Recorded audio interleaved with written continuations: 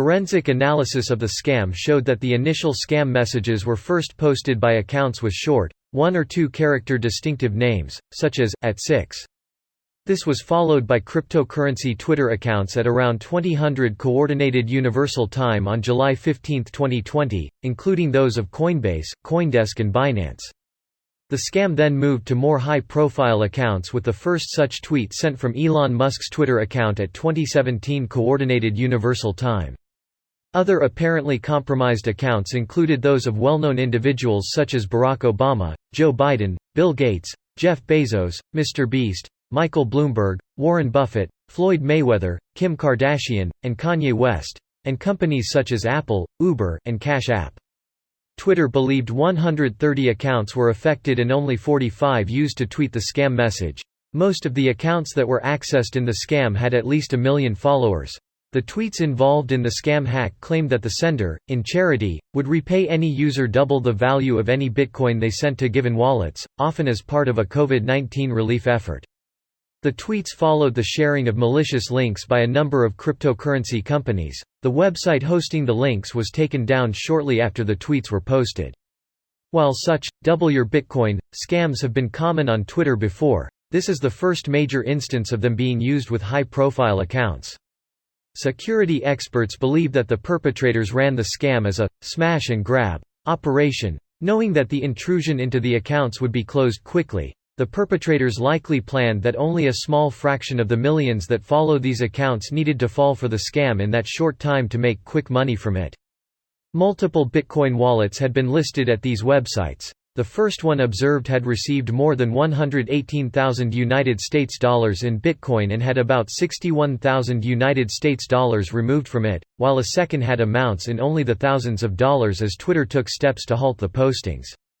It is unclear if these had been funds added by those led on by the scam, as Bitcoin scammers are known to add funds to wallets prior to starting schemes to make the scam seem legitimate. Of the funds added, most had originated from wallets with Chinese ownerships, but about 25% came from United States wallets. After it was added, the cryptocurrency was then subsequently transferred through multiple accounts as a means to obscure their identity. Some of the compromised accounts posted scam messages repeatedly, even after having some of the messages deleted. The tweets were labeled as having been sent using the Twitter web app. One of the phrases involved in the scam was tweeted more than 3,000 times in the space of 4 hours, with tweets being sent from IP addresses linked to many different countries. The reused phrasing allowed Twitter to remove the offending tweets easily as they took steps to stop the scam. By 21:45 Coordinated Universal Time, Twitter released a statement saying they were aware of a security incident impacting accounts on Twitter, and that they were taking steps to fix it. Shortly afterwards, it disabled the ability for some accounts to tweet, or to reset their password. Twitter has not confirmed which accounts were restricted, but many users with accounts Twitter had marked as verified confirmed that they were unable to tweet. Approximately 3 hours after the first scam tweets, Twitter reported they believed they had resolved all of the affected accounts to restore credentials to their rightful owners. Later that night, Twitter CEO Jack Dorsey said it was a tough day for us at Twitter. We all feel terrible this happened. We're diagnosing and will share everything we can when we have a more complete understanding of exactly what happened. In addition to sending out tweets, the account data for 8 compromised accounts was downloaded, including all created posts and direct messages, though none of these accounts belonged to verified users. As Twitter was working to resolve the situation on July 15, Vice was contacted by at least 4 individuals claiming to be part of the scam and presented the website with screenshots showing that they had been able to gain access to a Twitter administrative tool that allowed them to change various account level settings of some of the compromised accounts, including confirmation emails for the account. This allowed them to set email addresses which any other user with access to that email account could initiate a password reset and post the tweets. These hackers told Vice that they had paid insiders at Twitter to get access to the administrative tool to be able to pull this off. TechCrunch reported similarly, based on a source that stated some of the messages were from a member of a hacking forum called OG Users, who had claimed to have made over $100,000 from it.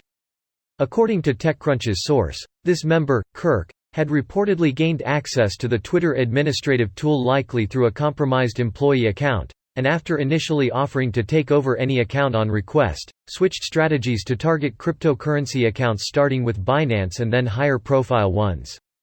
The source did not believe Kirk had paid a Twitter employee for access.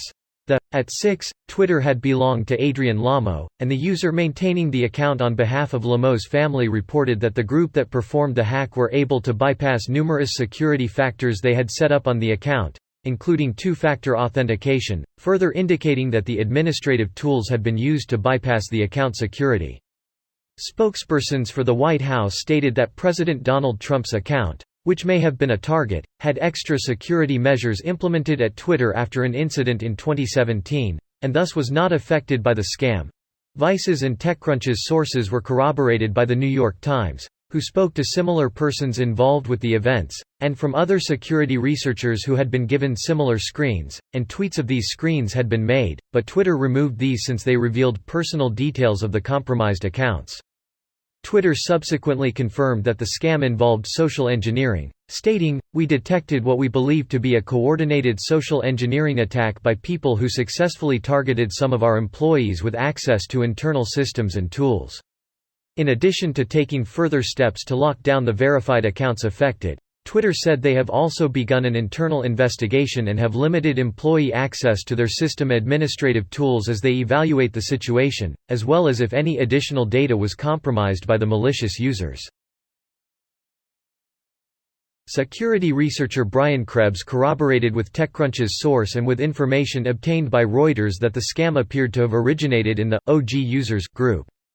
The OG Users Forum, OG, standing for Original Gangster, was established to trade social media accounts with short or rare names, and according to its owner, speaking to Reuters, the practice of trafficking in hacked credentials was prohibited.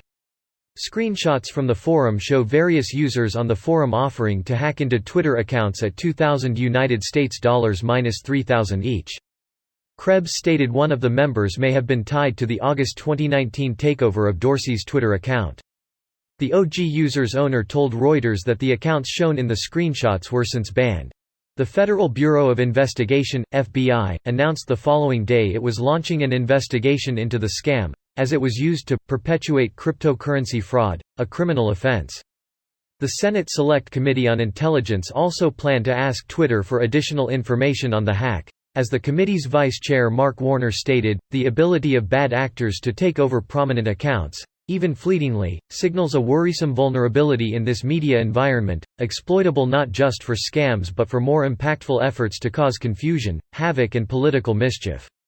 The UK's National Cyber Security Centre said its officers had reached out to Twitter regarding the incident. BitTorrent CEO Justin Sun announced a $1 million bounty against the hackers, with the company's Twitter account stating, he will personally pay those who successfully track down and provide evidence for bringing to justice the hackers people behind this hack affecting our community. Affected users retained the ability to retweet content, leading NBC News to set up a temporary non-verified account so that they could continue to tweet, retweeting significant updates on their main account. Joe Biden's campaign stated to CNN that they were in touch with Twitter on the matter, and that his account had been locked down. Google temporarily disabled its Twitter carousel in its search feature as a result of these security issues. During the incident, Twitter, Inc.'s stock price fell by 4% after the markets closed. Security experts expressed concern that while the scam may have been relatively small in terms of financial impact, the ability for social media to be taken over through social engineering involving employees of these companies poses a major threat in the use of social media, particularly in the lead-up to the 2020 United States presidential election, and could potentially cause an international incident. Alex Stamos of Stanford University's Center for International Security and Cooperation said, Twitter has become the most important platform when it comes to discussion among political elites, and it has real vulnerabilities. Twitter chose to delay the rolling out of its new API in the aftermath of the security issues.